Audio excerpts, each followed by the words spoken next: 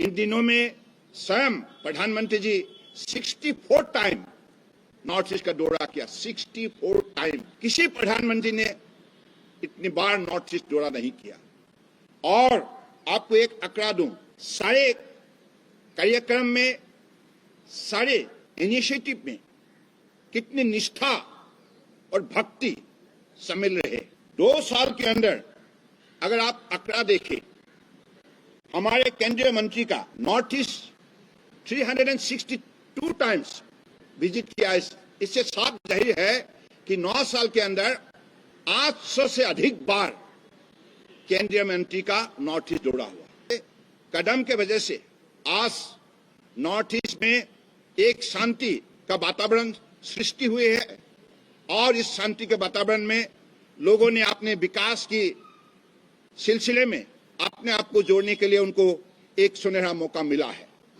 तो पिछले दिनों में जो भी इस विषय पर कार्यक्रम रचना की गई है, इसमें आपने खुद देखी है, मोर देन 8,000 मिलिटेंट ने सरेंडर की है और अधिक से प्रांतों से arm forces special power act को विड्रॉ की गई है। इसका मतलब साफ है कि आज जिस शांति का वातावरण है, ये शांति का वातावरण के वजह से देश के अलग अलग प्रांतों से लोग नॉर्थ ईस्ट में इन्वेस्टमेंट करने लगे हैं। तो ये भी माहौल देने में परम आदरणीय प्रधानमंत्री ने एक बड़े महत्वपूर्ण कदम ली है। साथ साथ में आप सबको मालूम है कि हमारे रोड सेक्टर में, रेलवे सेक्टर में और एविएशन सेक्टर में, वाटरवेज में, हर सेक्टर में नॉर्थ ईस्ट की इंफ्रास्ट्रक्चर कनेक्टिविटी बढ़ाने का काम किया है। और नॉर्थ ईस्ट में नेशनल वाटरवेज, नेशनल हाईवेज के सिलसिले में 47.279 करोड़ का उसमें स्पेंड की गई है। और साथ साथ में हमारे रेलवे सेक्टर में भी 4 गुना से अधिक वहां बजटरी सपोर्ट दी गई है। उसी हिसाब से एयरपोर्ट पहले 9 थे, उसको आज 17 तक बढ़ाने का काम मोदी सरकार ने की है। तो कुल मिलाकर आज आप लोग अगर ध्यान से देखें, ध्यान से सारे विषय को अध्ययन करें, तो ये आप लोगों को पता चल जाएगा कि नॉर्थ ईस्ट को आज हिंदुस्तान के अंदर जैसे इज्जत दी गई है और नॉर्थ ईस्टर्नर को विकास के रास्ते पर चलने के लिए जो भी मौका दी गई है, इसके वजह से हमारे हर नॉर्थ ईस्ट के भाई बहन सब मोदी जी के लिए कृतज्ञ है। क्योंकि सबका यही मानना है, जो प्यार मोदी जी ने दी है, जो आदर स्नेह मोदी जी ने दी है, किसी ने दी नहीं थी। तो इतना बड़ा एक उपलब्धि, इतने बड़े उनको एक जीवन में जो मनोबल देने का काम मोदी जी ने जिस हिसाब से की है, इसके वजह से आज नॉर्थ ईस्ट का 8 प्रदेश में शांति भी है, प्रगति भी है और एक भारत श्रेष्ठ भारत, इन चीजों को, इस महत्वपूर्ण एक वाणी को आज उन्होंने जमीनी हकीकत से जोड़ने का भी सब लोगों ने काम किया है। यानी कि हमारे देश 140 करोड़ आबादी के देश है। इस देश को अगले दिनों में आगे बढ़ाने के लिए देश के अलग अलग प्रांतों के साथ नॉर्थ ईस्ट में सारी जनता प्रतिबद्ध है। तो इसलिए मैं चाहता हूं कि आप सब इन विषय को विशेष रूप से देश की हर नागरिक के पास आप लोग इस बातों को रखिएगा, क्योंकि ये हमारे देश की एकता और अखंडता और हमारे देश के जो नेशनल इंटीग्रेशन के सिलसिले में बहुत बड़ा कदम है। तो आज मैं जितना भी बताऊं, ये कम होगी, क्योंकि मैं भी नॉर्थ स्टार्नर हूं, मैं नॉर्थ ईस्ट से आया हूं। नॉर्थ ईस्ट का एक व्यक्ति होने के नाते मैंने वो दृश्य देखी है कांग्रेस का कार्यकाल में। उन लोगों ने नॉर्थ ईस्ट का कोई भी रिप्रेजेंटेशन जब भी दिल्ली आता है तो 2 महीना 3 महीना तक उन लोगों को होटल में ठहरना पड़ता है और बाद में उनको अपॉइंटमेंट भी नहीं मिलता है। अधिकारी लोग भी ऐसे थे, पॉलिटिशियन भी ऐसे थे। सारा सिस्टम को उसी हिसाब से कांग्रेस ने सजाया था।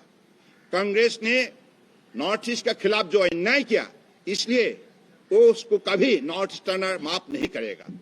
तो आज मोदी जी ने ये साबित करके दिखाया, जो व्यक्ति देश के लिए प्रतिबद्ध है, निष्ठावान है, देश को भक्ति भावनाओं से सेवा करने के लिए जो व्यक्ति दिन रात मेहनत करता है, उसी व्यक्ति ही नॉर्थ ईस्ट को इस हिसाब से इज्जत दे सकते हैं, इस हिसाब से आगे बढ़ाने का काम कर सकता है। वो व्यक्ति है हमारे परम आदरणीय प्रधानमंत्री नरेंद्र मोदी जी। इसलिए आप सबको अगले दिनों में इन विषय को विशेष रूप से मैं इसलिए बताना चाहता हूं कि हर नागरिक को कम से कम इन बातों का बारे में सबका पास जानकारी होना बहुत जरूरी है। कैसे 7 साल राज करते हुए कांग्रेस ने सड़क नहीं बना पाया। अरुणाचल का एक जिले से दूसरे जिला तक जाने के लिए उनको आसाम होकर जाना पड़ता था, और बोगीबिल जो ब्रिज, धौला सदिया जो ब्रिज, इन ब्रिज 20-20 साल तक ऐसे पड़े रहे। सिर्फ उनका शिलान्यास हुए, उसके बाद कांग्रेस का कार्यकाल में कोई भी कदम नहीं उठाया। लेकिन परम आदरणीय प्रधानमंत्री जी ने सारे व्यवस्था को फिर से खड़ा किया, और आज नॉर्थ ईस्ट में आप देखिए, पहले क्या था? पहले था आंदोलन का बिना कोई भी वहां संस्था, केंद्रीय सरकार की संस्था वो नहीं देते थे। असम का लोगों को, नॉर्थ ईस्ट के लोगों को आंदोलन करना पड़ता था। सरायघाट ब्रिज का भी वही हालत हुई, भुमरागुड़ी ब्रिज का भी वही हालत हुई। लोगों ने आंदोलन करके करके कांग्रेस का पास ये मांग किया था कि हमें पुल चाहिए, हमें डबल रेलवे ट्रैक चाहिए, इलेक्ट्रिफिकेशन रेलवे लाइन चाहिए। लेकिन इन चीजों को देने के लिए कांग्रेस तैयार नहीं था और कांग्रेस कर नहीं पाया। इसलिए उनका ध्यान नॉर्थ ईस्ट के जनता के लिए नहीं था, उनका ध्यान था नॉर्थ ईस्ट का जो भी संपदा था, जो भी उनका खजाना था, उसको कैसे लूटने का काम किया है। उन्होंने प्रगति का काम कुछ भी नहीं किया कांग्रेस ने। आज मोदी जी ने ये दिखाया कि देशभक्ति क्या होता है। आज मोदी जी ने सिर्फ नॉर्थ ईस्ट को ही नहीं, जम्मू कश्मीर हर प्रांत को जिस हिसाब से सजाया है, जिस हिसाब से मजबूत किया है, इसकी वजह से आज हर प्रांत जाग उठा है।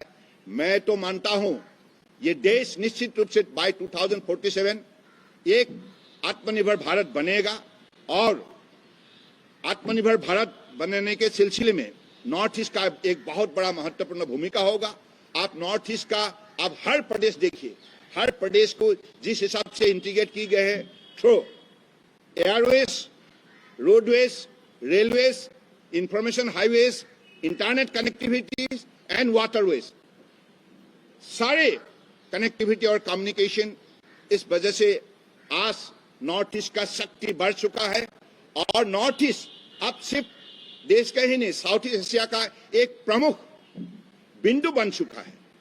और साउथ ईस्ट एशिया से जोड़ने के लिए भी आज ट्राइलेटरल जो हाईवे बना है, म्यांमार, इंडिया और थाईलैंड, और साथ साथ में म्यांमार का जो सिटवे पोर्ट बनी है, वो भी भारत सरकार ने बनाया है। इस पोर्ट के जरिए वाटरवेज भी नॉर्थ ईस्ट की जो साथ कनेक्टिविटी डेवलप की गई है।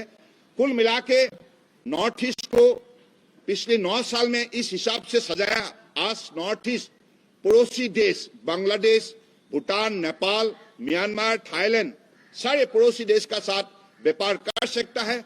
और एयरवेज का भी उसी हिसाब से वहां शुरू हुए हैं। गुवाहाटी थाईलैंड, गुवाहाटी सिंगापुर का एयरलाइन अभी उड़ान भरी है।